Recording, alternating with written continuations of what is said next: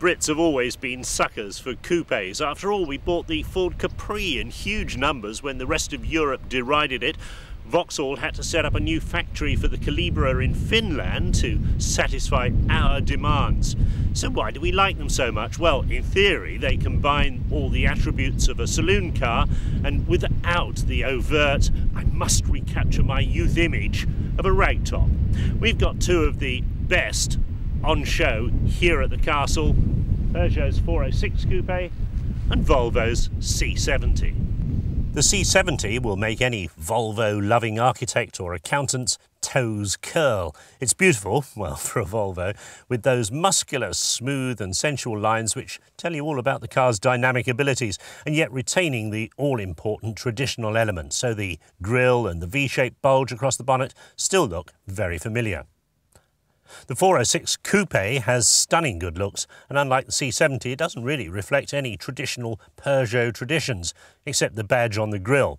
It's a unique combination of Pininfarina pen design and a certain Gallic flair. Volvo haven't exactly been renowned for their coupes in the past. If you're as old as me, you'll remember the Saint swanning around in a P1800. But that was then, and this is now. So why have Volvo gone back to the coupe concept after 20-odd years? Well, it's a result of a collaboration between their British designer, Peter Horbury, and Tom Walkinshaw's TWR racing outfit, who did the engineering on this car.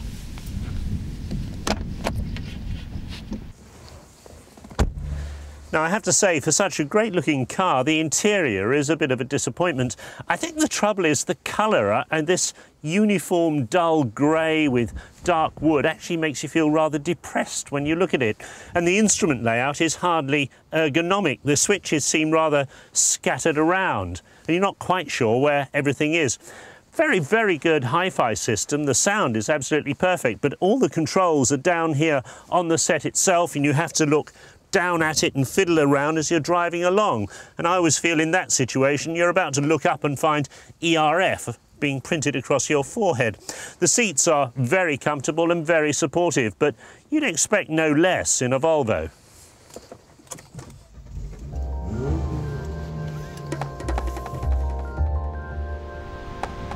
There's three versions of Volvo's 5-cylinder engine on offer in the coupe.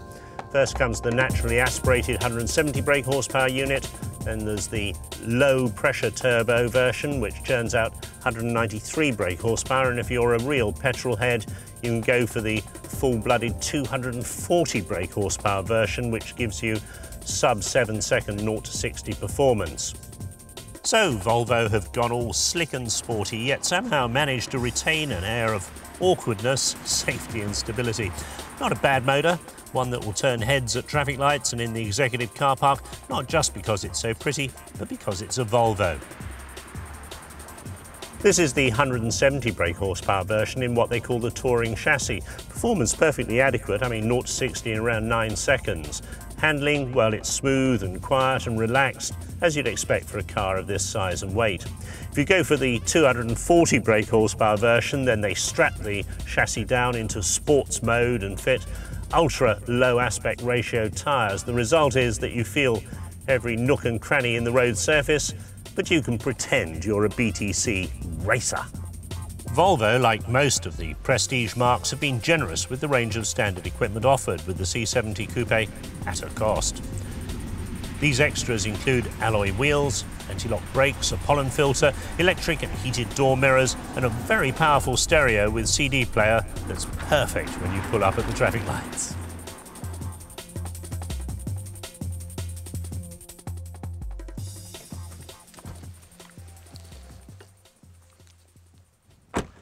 So that's the C70 Coupe. Not a great car, but certainly not a bad car either. Best described as a conservative sports coupe, but if you're a Volvo driver, you'll probably love it.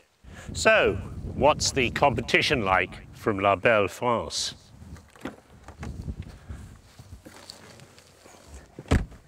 When the 406 Coupe was first launched, some of my colleagues in the motoring press expressed disappointment that the interior looked pretty much the same as the 406 Saloon. So we received an exotic press release the other day saying that Peugeot have upgraded the 406 Coupe for the millennium. Basically meant they put some chrome strips around the outside of the instruments, they changed the position of the stereo and the air conditioning switches, and they given the gear lever an aluminium top. If that's all the millennium means to Peugeot, Lord help us.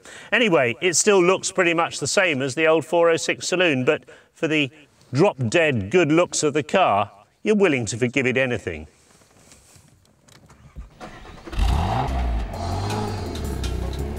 It must be said, the 406 Coupe is a very nice car indeed, and sales are bearing witness to it. According to Peugeot, the Coupe has the same wheelbase as the 406 saloon, but derives its own distinct appearance by being 5 centimetres lower, 4.9 centimetres longer at the front, and 3.2 centimetres shorter at the rear, making it 1.7 centimetres longer than the saloon.